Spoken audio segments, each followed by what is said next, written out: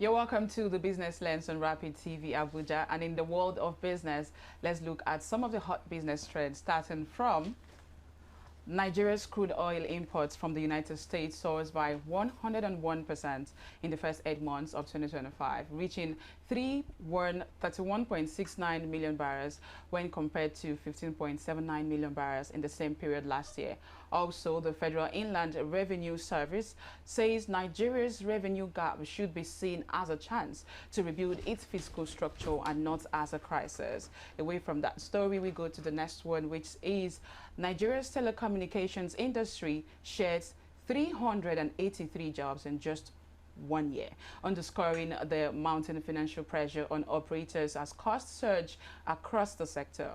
Then the next story is on the Minister of Finance and Coordinating Minister for the Economy, Wale Edun, who assures stockbrokers and investors that the ongoing engagement on Nigeria's new capital gains tax framework will produce outcomes that protect both the market and the broader economy. We will look at the stories and the stock market trend today. I am Divine Alex, and joining me today are business analysts Daniel Efa and Chinedu Okoye. Welcome to the show.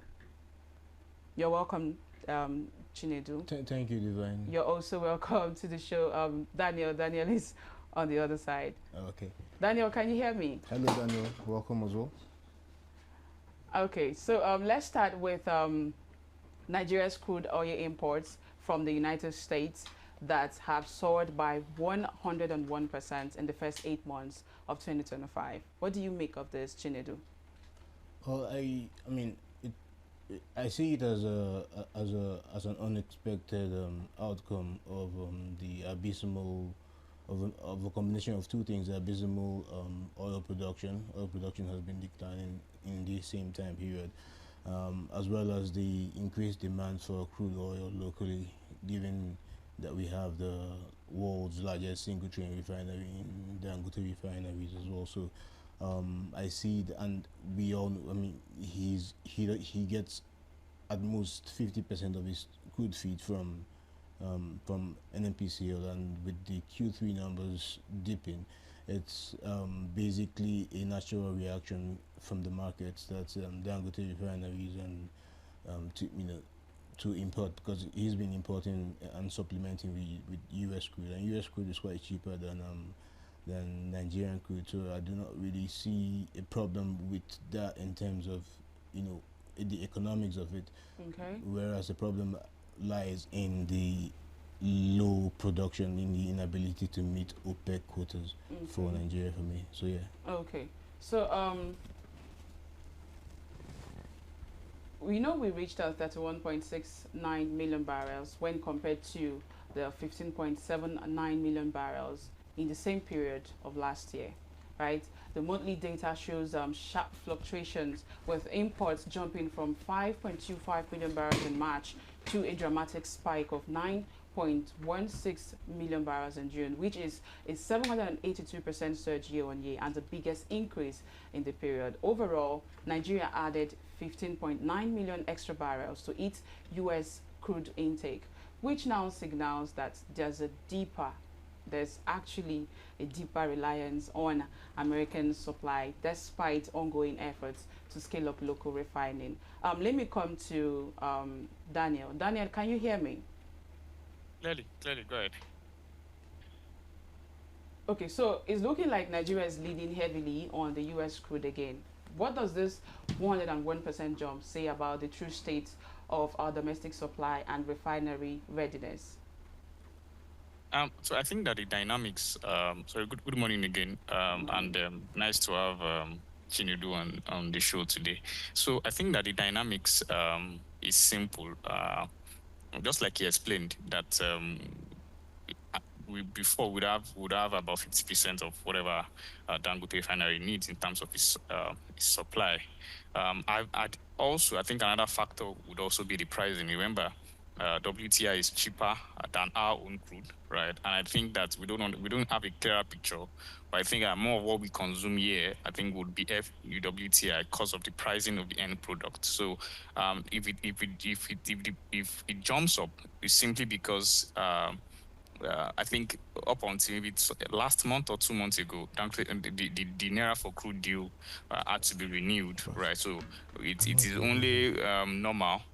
It is only normal that the gap in between is being filled up by supply from the US. And for refinery Dangote, I think it's a good thing because you would want to guarantee supplies either way, right? So whether it is coming locally or it is coming from Okay. a recognized market like that, you just want supply to be adequate at all times. So Okay, yeah, so so it is.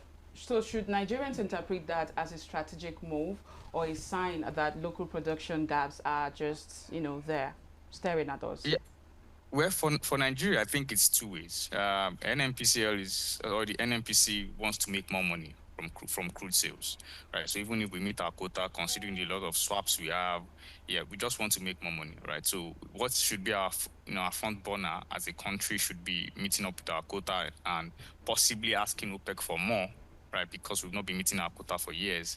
Second aspect would be for the refinery, it doesn't matter. What matters is what if you're getting crude, a cheaper crude, right? It should translate into a cheaper product. And I think crude has been, I think up until now, it's above $65. That's been ranging for the longest around $60 to $62 per barrel. So either way, you want cheaper crude so that we can have cheaper energy, petroleum products, and also it is a data that should be mixed in terms of its translation. If you're looking at it from the angle of what it means for the refinery and what it means for the country, I think that for me personally, the more WTI we get, uh, the guarantees that our price will not fluctuate at a very high rate. And for Nigeria, that means we can actually sell more, even though we've renewed the crude for Naira deal with Dangote refineries. But it's just data that can be interpreted the way we want Interpreted. to based on what we are looking at. Okay. Okay. Thank you so much for that one. And as Nigeria adjusts to shifting global oil flows and rising import dependence, the Tinubu administration is pushing another major front on tax reforms. This is taking us to our next story where the Federal Inland Revenue Service, FIRS chairman Zach Adedeji has said Nigeria's revenue gap should be seen as a chance to rebuild its physical structure and not as a crisis. He noted that global pressures, rising debts, climate-linked constraints, and digital disruption all require Nigeria to modernize its tax system and expand its revenue base. Adedeji also outlined 4 pillars, according to him, he said, is crucial for Nigeria's future, which are the fiscal flexibility, coherent policy, strong institutions, and adaptable human capital, and stressed that technology-driven tax administration will be central to blocking leakages, widening the tax net, and insulating public finances from shocks. Now, this brings me to the question. Let me start with you, Daniel. FIRS says Nigeria's revenue gap isn't a crisis but an opportunity for structural change. Now, in practical terms, how can a revenue shortfall become an opportunity, especially when citizens are already feeling overburdened? Okay. So what I think what the um I think we've discussed this extensively, particularly when it comes to the tax reforms, is that when you look at it critically, it is actually friendly.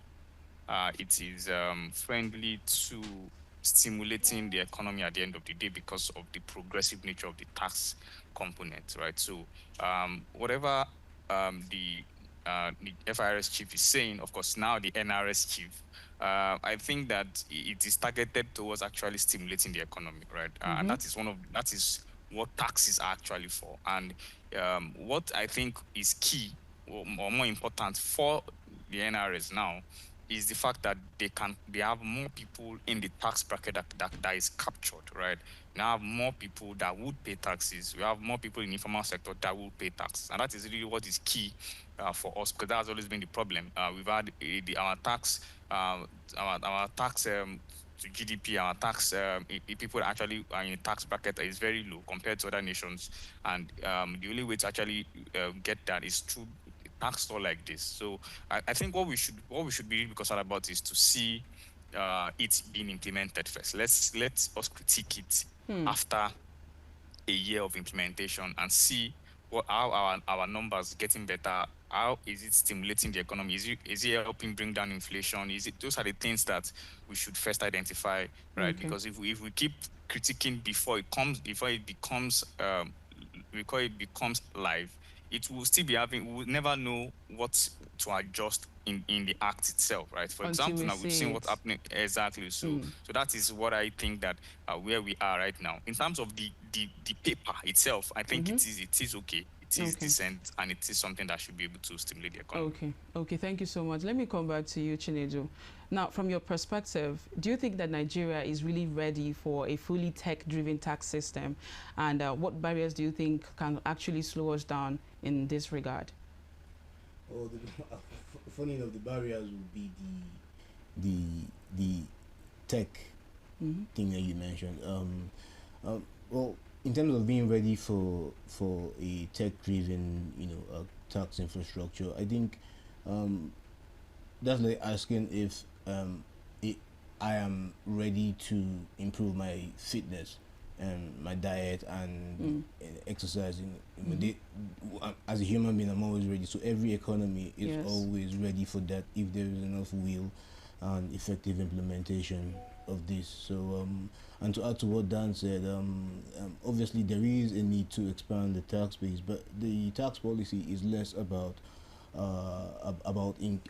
increasing taxes than it is about improving collection. So not everyone who's captured would be liable for certain taxes, and obviously, like you said, also like Nigeria has one of the heaviest, lowest tax to GDP ratios in the world, and we have a huge fiscal burden. So, like I said, so in terms of being ready for a tech advancement, and there is no better time than now. We are ready. We should be ready. So it's just an issue of implementation now. So if I'm to ask you, are there things that you think that we should actually look into to enable us focus more on the implementation aspect? Because when Daniel was also talking, he talked about the implementation. So do you think that there are things we should consider so that we could move ahead to go towards the implementation and actually actualizing the proper implementation channel? When you say we, are you talking about policymakers? Yes, policymakers, Nigerians, government, policymakers. Yes. Policymakers. Everybody that is supposed to be involved in making sure that the implementation works out very fine. All right. So policymakers, I think I've covered the. For Nigerians, I think getting more educated with and more abreast with the tax laws and what the tax law says. There's been lots of misconceptions about the tax, because when you hear the word expand the tax net, increase the tax base, these phrases have been repeated time and over time. Like Zaka Dediji and Taiwo Idele both doing a fantastic job, by the way. It sounds to the common man like you want to just come and raise his taxes, whereas it's almost the opposite when you look at the details, and like the saying goes, the devil is in the details, and when you look at the details, you realize that it's not about increasing the tax burden, but just increasing the efficiency of collection. Okay, now this is going to take us to the next story, where the telecoms have come out to say that there was a shed of 883 jobs, and it was crazy, right? Because we keep seeing them increase data costs, the units that we get when we recharge our lines and every other thing, and it doesn't really work like that. So with this 85% spike, because if we check between last year and now, there's a whole lot of differences with the data costs, our airtime units, and the rest of them. I think before, if you're able to recharge 200 naira, you could actually make calls to a certain level of minutes. Yeah, you could. But now it doesn't work like that anymore. 200 naira is almost going close to the 50 naira our amount of airtime if we are to take it back to when it used to be okay. So now, with an 85% spike in operating costs, because they also complained about it, and over 380 jobs that was lost, can Nigeria's telecom sector, maintain service quality without passing this cost to consumers? more? Um, Because this is recent, like more yeah, recent. this is recent. Yeah, I think to some level they can, or at least minimize the cost that is passed to consumers, and you know it's quite interesting because this is not just this is not a local issue with regards to telco industry. It's actually a global issue. Earlier this month in November, Verizon in the US cut 15,000 jobs, and sold like franchise 200 you know outlets of their stores, effectively also reducing their payroll costs Mm. because it becomes the franchise owner's problem. Yes. So reducing their payroll costs as well beyond the 15,000 jobs payrolls. Last year in September, between September and December, Telia in Sweden caught about 3,000 jobs, and then earlier last year in March as well, Mm. what they call it, Vodafone in Germany caught 2,000 jobs as a part of a larger drive of for a target of 400 million euros cost cutting measure. So what am I saying? It's a global phenomenon. Nigeria is quite late to the party, Mm. and the issue is two faceted for Nigerians. For the West, is more about maintaining bottom lines and taking advantage of automation, AI advancements and all that. Basically using tech to cut down labor costs and protect operating margins.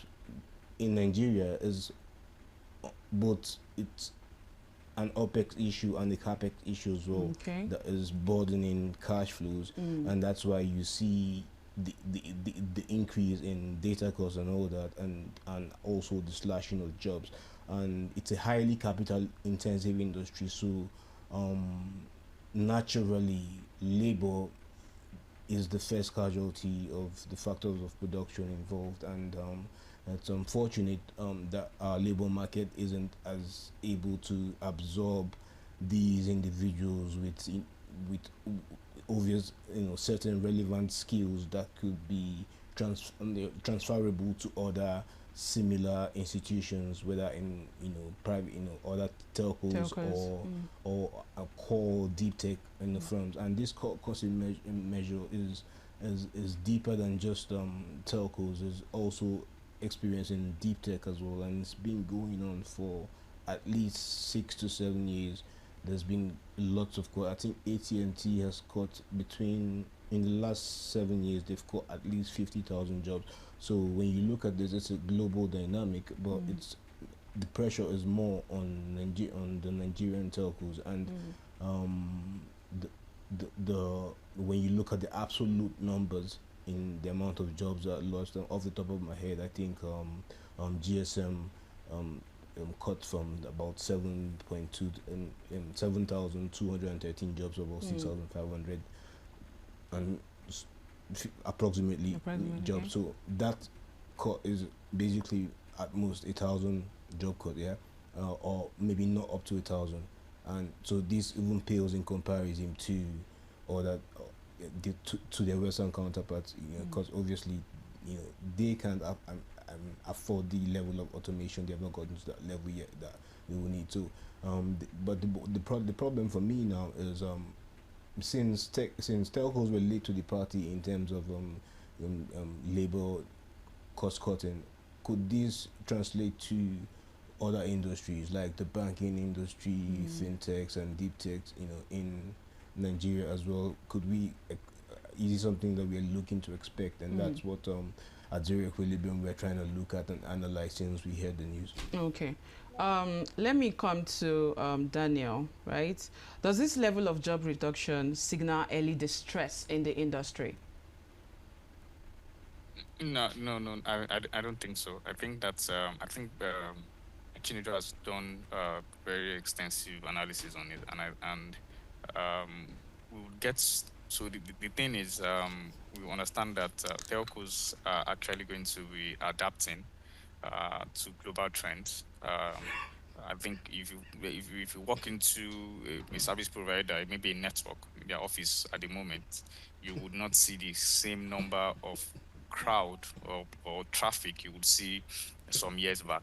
That's because That's because suddenly it is easier to get things done, service sorted. You don't have to necessarily go to their offices anymore. There are self-help services that has been. So the more telcos would encourage or embrace more deeper technology, you realize that a lot more people would in quotes lose their jobs. And we are also, I think, one of the, even though our own telcos they have peculiar issues when it comes to FX issues, inflation, exchange rate, and all those things. Yes, but in the overall grand scheme of things, you will still get that they would still suffer. Like I also explained that about their capital expenditure. We've seen some of these telcos embracing new technology, advancement in technology. They would build infrastructures that would at the end of the day reduce the dependency or the need to have a lot of human capital. So it is a good and a bad thing. And I think what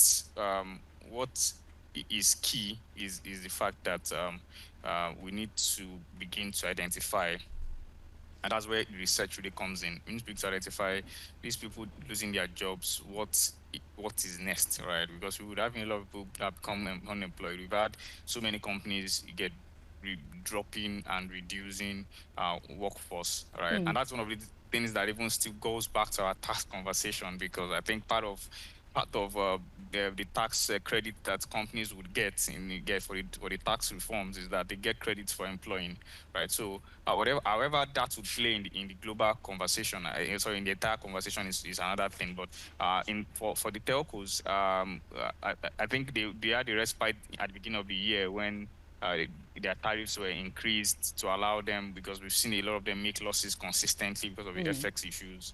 So this 2025 will begin to mark maybe a point of of resilience. Then couple of years time start seeing recovery, because as they are trying to recover from the issues, they are also trying to expand at the same time. So you would have to take one opportunity cost of expanding, right, increasing your infrastructure versus keeping employees. Is what you begin to weigh it, and you just basically choose expansion, and you let go of those of the human capital that would not necessarily help you going forward. So basically, it's just a pure business strategy at the moment for them to just keep surviving and keep thriving. Okay, so do you think that this is a temporary adjustment to inflation and forex shocks? Yes, it is. It's an adjustment, and after this level of adjustment to inflation and shocks, we also get to an adjustment when they start expanding infrastructure, right? Because, for example, MTN, for example, is now adopting a fiber option for data, right? Which means that at the end of the day, you realize that more people will start opting for that. That means the GSM aspect of their of their business would have reduced number of workforce, right? So when you weigh their activities in the next couple of, and that, I think you also cited that with global telcos also doing the same thing. So in the next phase of operation for these telcos would actually mean that they would need less human capital to run their operation. They would spend more on capital expenditure, more infrastructure, and less on human capital. Okay. While the teleco is shedding jobs, the Senate is looking to commence making moves to secure domestic workers around Nigeria. I think this is good. I really think this is good if they're actually going to do something about it. So the Senate has passed the Informal Sector Employment Regulation Bill, which is a new law designed to protect domestic workers, apprentices, interns, by formally regulating their employment nationwide.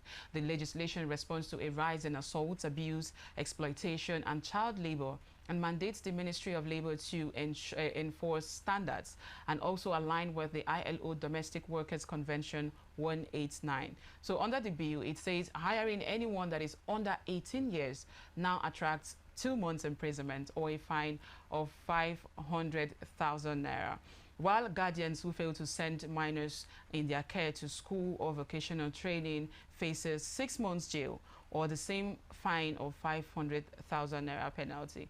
The law also criminalizes physical abuse of domestic workers, consolidates through proposals that's backed by stakeholders who say the reforms will curb exploitation and improve worker safety. Now, I feel this is good because oftentimes we've seen stories where you see a child, maybe a girl or a boy who had traveled to somewhere to offer domestic help. We see these stories trend, and you look at their bodies. There are usually injuries, assault, and every other thing.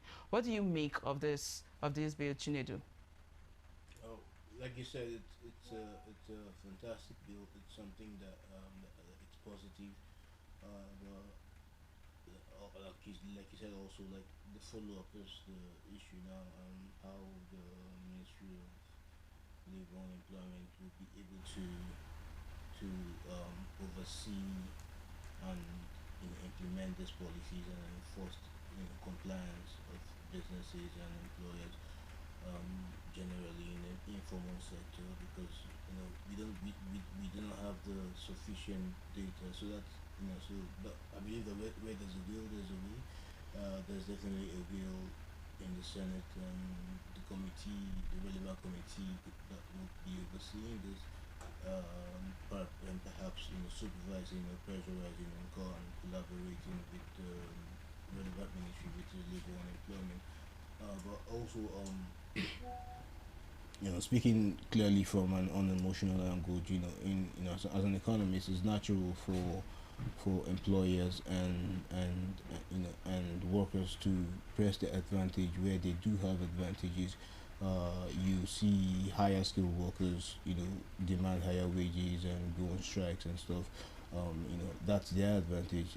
The informal worker, though, in Nigeria is not necessarily you know, organized, and there's really no incentive for him to be organized, because the economic situation for the lower skilled workers, gives the employers, an upper hand. So this is actually an important bill, but the follow-up is a problem. I believe that by virtue of experience, the Ministry of Labor and Employment has the technical expertise, but but do you think that they are going to actually enforce this law across millions, that they will be able to enforce it across millions of households and informal businesses? I'm going there. Well, like I said, I believe they have, by virtue of experience, they have the technical expertise necessary, but they do not have the tools. That's databases. In the UK, for example, you want a job, there are job centers. You go to job centers, you apply for jobs. You declare that you're unemployed at the moment after you lose your job. After a certain period of time, you could be you could qualify for unemployment benefit. But with this database setup in every city, you find that enforcement of even things like minimum wage and worker treatment, it's easier because you have the data to work with. But the ministry doesn't have this data, so it's going to have to be building this as it goes on, and that will take some time. So, but like I said, where there's a will, there's a way. So it's possible, but I think there will be need for a sort of coordination with the National Directorate of Employment as well, NDE, and to actually set up. This is what I believe would enhance the possibilities and the effectiveness of these policies, and the chances of successful implementation.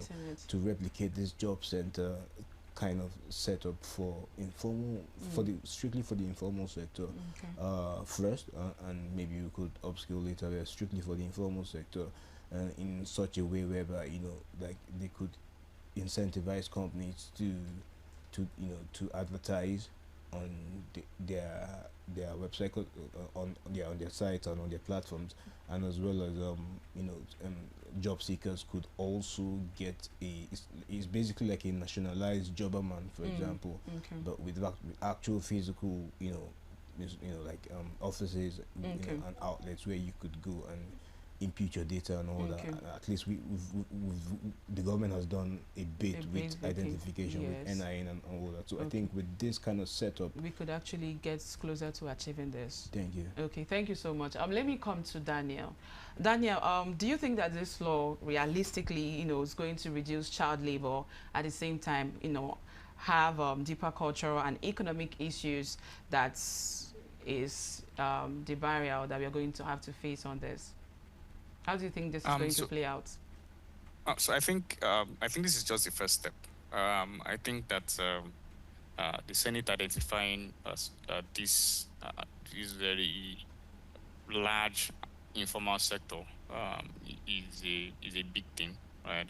And I think the problem about Nigeria is not necessarily about the laws or about the implementation. So I think as much as this is a key part of our labor laws, I think it's also important that we really there should also be conversation from the Senate on how this will properly be implemented, how will properly be enforced, right? So, would there be a swift or a faster industrial court to address issues like this? Would there be arbitration panels? Would there be what do you call it, public defenders that would be assigned to help in terms of litigation or arbitration of these cases to make it faster?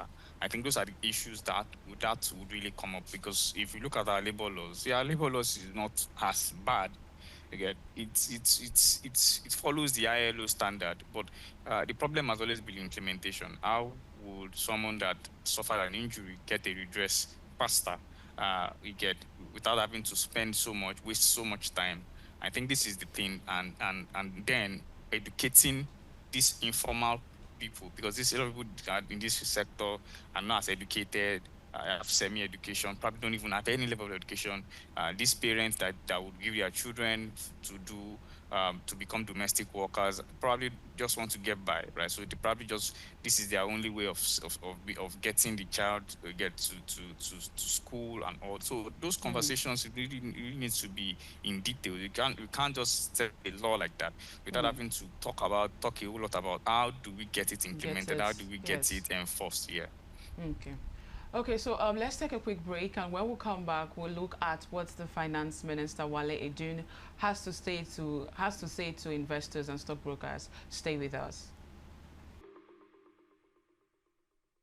You're welcome back. My name is Divine Alex. Diving straight into it, where the Minister of Finance and Coordinating Minister for the Economy, Wale Edun, has assured stockbrokers and investors that the ongoing engagement on Nigeria's new capital gains tax (CGT) framework will produce outcomes that protect both the market and the broader economy. He stated that he said this at the NGS closing gong ceremony amid rising anxiety about the January tax implementation. Under the revised regime, CGT on equity gains has been raised from 10% to 30% for large companies, while individuals will be taxed according to their progressive income tax bands. Those stakeholders fear the new structure may discourage foreign inflows and slow equity activity, but the minister insists that the adjustment will strengthen public revenue without weakening Nigeria's investment climate. Now, with CGT rising from 10% to 30% for large companies, Daniel, do you think that this will dampen market liquidity or simply formalize profit taking? Daniel, can you hear me? Yeah, I can hear you. I can hear you clearly. Okay. I think we've had this conversation a lot of times, and I think there are two parts to it, right? I think largely because our market, right, is dominated by institutional investors, so they are largely affected by this, right? I think that is why the sentiment really be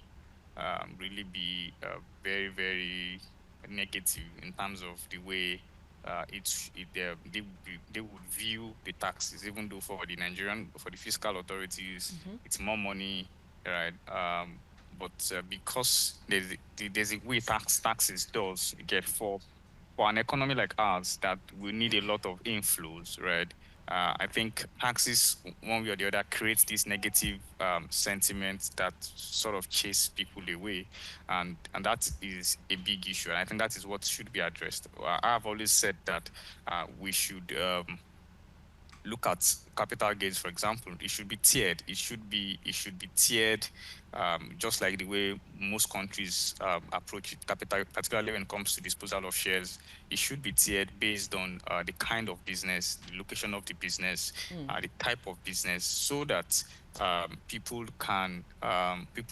institutional investors can find a way to tweak whatever their operations are, to be able to still operate again in the market, right? Because what this law is basically doing now is to encourage a lot of individual get investors in the market, but we still don't have that numbers yet.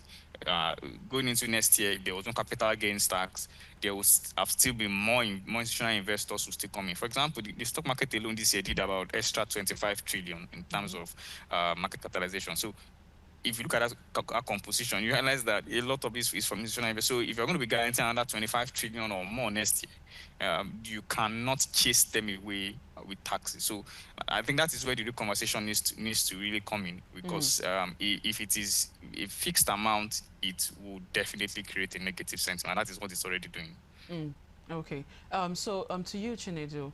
Now, how can the government protect investor confidence, right, while still aggressively, expanding its tax base? And do you really believe that taxing capital gains will meaningfully boost public revenue? Um, well, I think it would add to it. Meaningfully or not would depend on the effect it has on the market if markets flee. But yeah, how in terms of how the government could use taxes to boost. You can't really tax your way to success, but you can not tax your way to success at the same time. So it's an issue of a situation whereby I think there needs to be some form of balancing, and with regards in assuring investors, first of all, clear communication.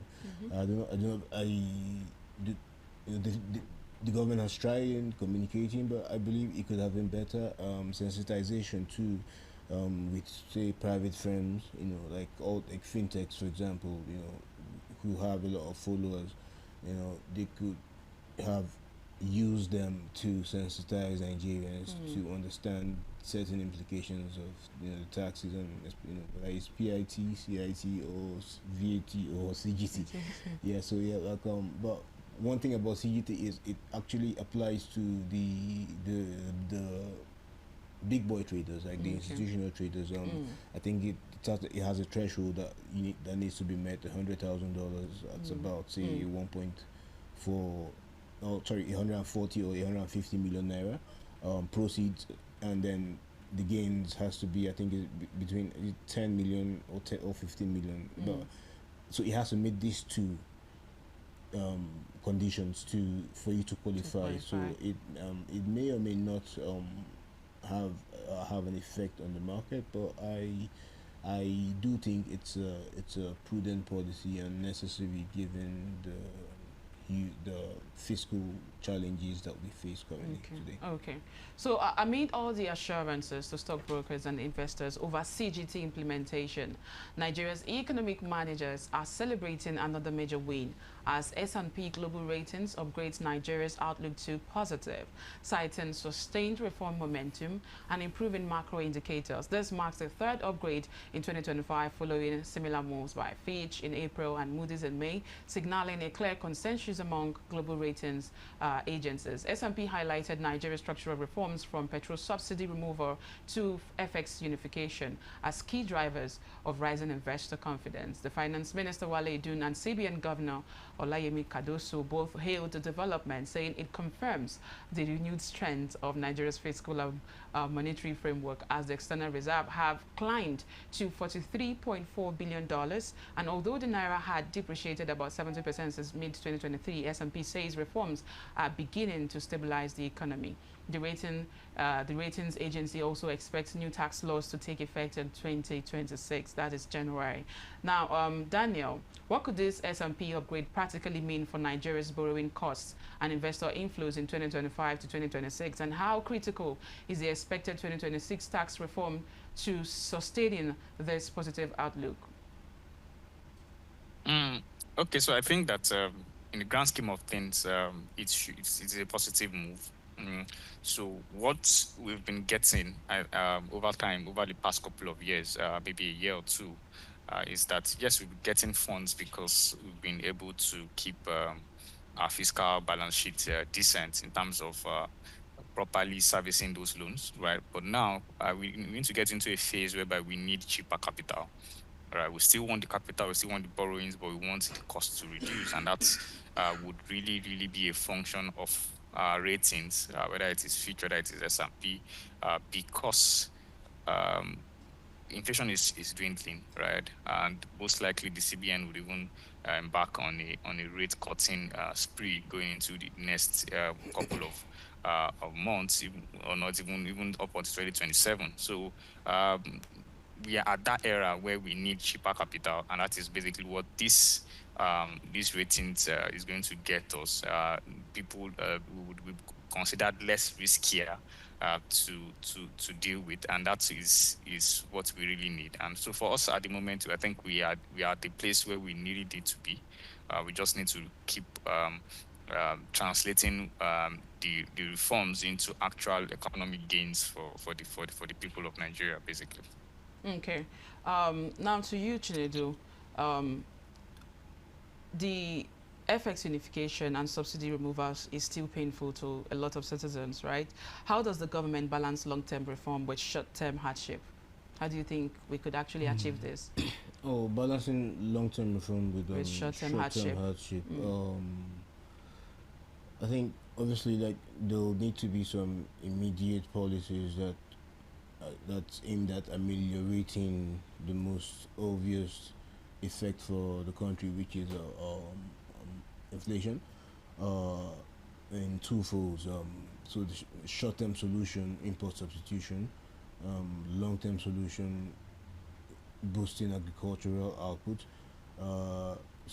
because food inflation, has a reasonably significant weighting on CPI, and that will really help. But then there's little you can do, because even if the disinflationary trend continues, I do not see real wages following this increase, and that right there is the problem. So there is little they can do to ameliorate the effect, short of just basically stopping the bleeding, and then hoping the patient recovers. Okay, so from that we move to the stock market updates, right?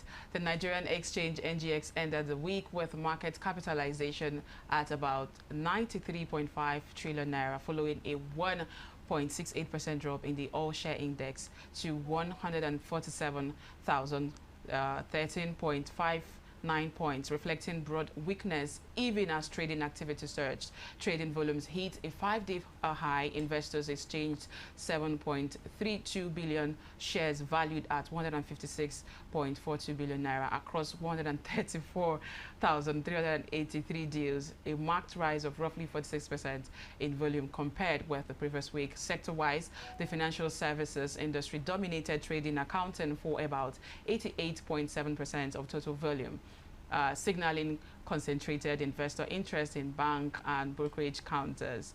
I would have wanted us to, discuss about this, but because our time is already fast spent, I'm going to have to skip that, right? But shortly, in 1 minute, what do you think what's like the market situation about this? Well, just as brief as possible, I'll just say this. Yeah, the market has been hot for a while, for about 2 years now, or 18 months. On a year-to-date basis, it's still up about 40+%. I think this is a situation of, and given the amount of deals you just pulled up, this is a situation of investors taking profit, and investors also entering the market, Entering because the these deals markets. won't be possible if there aren't willing buyers. So they at zero equilibrium, we are actually dollar cost averaging into stocks, currently, whilst focusing more on tilting more towards T-bills, and government securities, obviously, and fixed income. So I see it as a natural slowdown. It could increase, go forward, but if you have um, good good stocks, by good Stock. stock you mean valuable stocks, and reliable stocks with, proven business models, you could ride out the storm and Okay. all there. Okay, Daniel, what do you think this, is going to, how do you think this is actually helping our economy? Okay, so I think that our market has been a very good pointer in terms of economic performance, and I think it should continue into the new year. And that is why a lot of conversations are really coming around what would affect it from outpacing what it did this year. Like you said, I think about 46% is what we've done year to year on get at the moment in the market. So yeah, it is end of the year. People would take profit, and I think it is normal from the kind of downturn we had 10 days ago. The market recovered at least to some certain extent, about 50 something percent retracement. It is not bad. It is not bad. I think Okay. what we're only waiting for is how are these tax reforms going to play out Okay. for the market. That is what every investor is really waiting to see, and see how they can play around it. Okay, thank you so much, analyst Daniel, Efa, and Chinedu Okoye. Thank you for being part of the show. But that's it on the business lens, and where we track the markets, the money, and the moves shaping Nigeria's economy. I am Divine Alex. Thanks for watching, and do not forget to stay with Rapid TV.